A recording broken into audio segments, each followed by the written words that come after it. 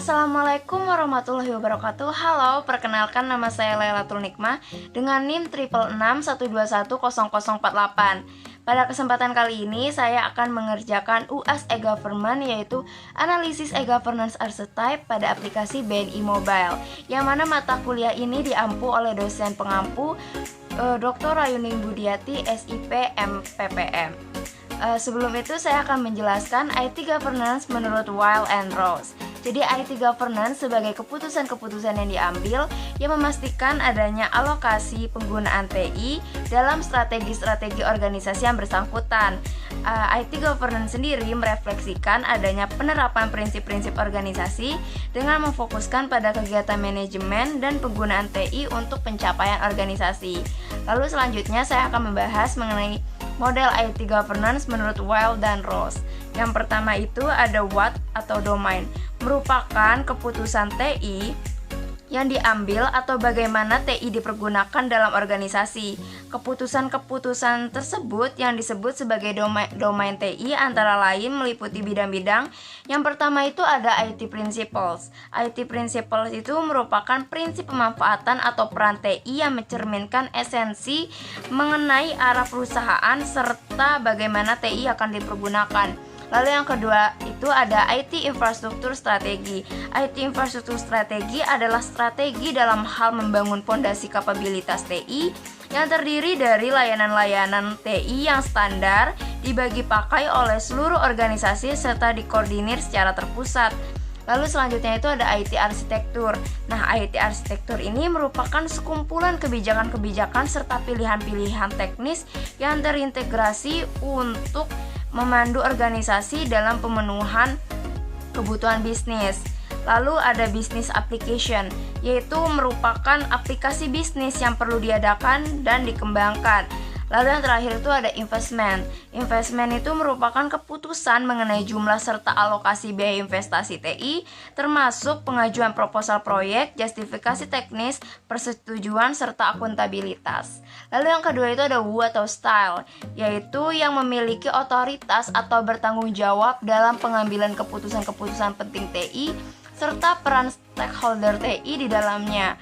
Di antara lain itu ada yang pertama itu ada bisnis monarki. Nah, bisnis monarki itu di mana keputusan diambil oleh individu, grup atau komit yang terdiri atas eksekutif bisnis senior. Lalu yang kedua itu ada IT monarki. IT monarki di mana keputusan diambil oleh individu TI atau grup eksekutif TI. Lalu selanjutnya itu ada feodal. Nah, feodal itu di mana keputusan diambil oleh pimpinan unit bisnis, pemilik proses-proses penting atau delegasinya. Lalu selanjutnya ada IT duopoly, di mana keputusan diambil oleh eksekutif TI beserta suatu grup lain.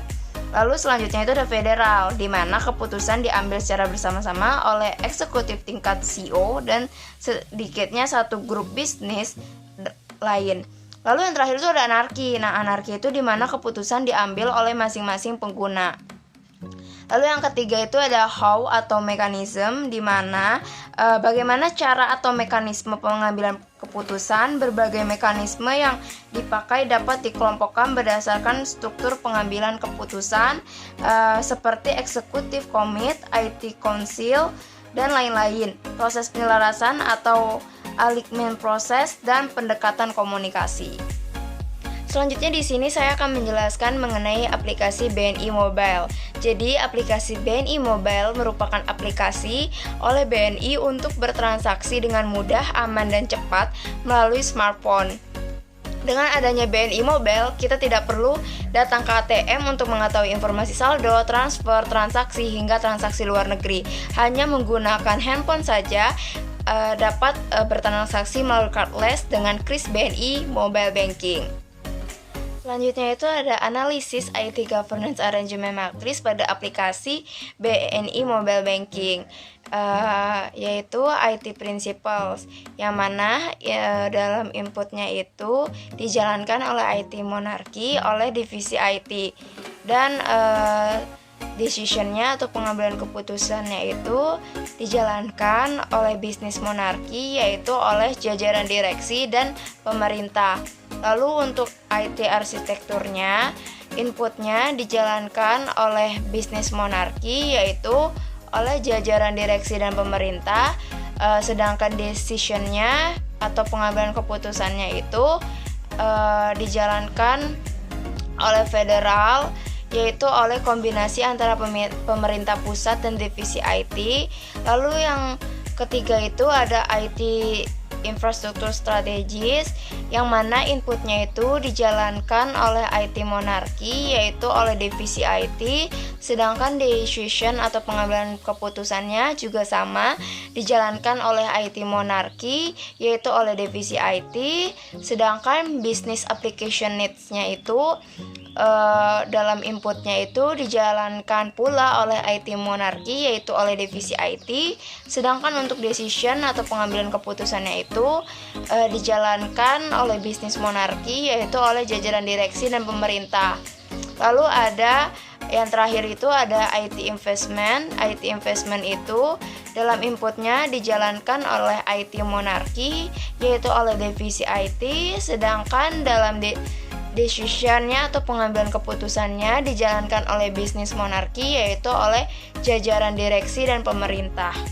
Selanjutnya itu ada prinsip IT governance menurut Weil dan Rose. Yang pertama itu ada simple.